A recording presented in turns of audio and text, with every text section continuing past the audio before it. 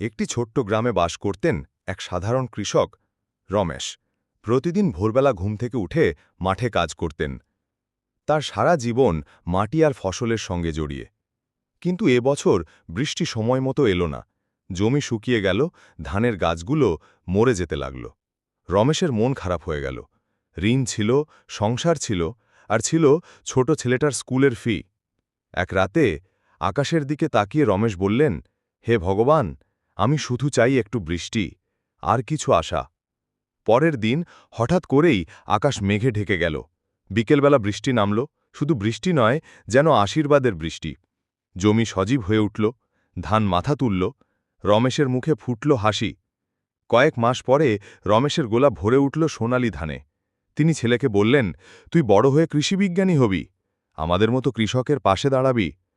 ছেলেটি হেসে বলল, হ্যাঁ বাবা, তোমার মতো সাহসী হতে চাই আমি।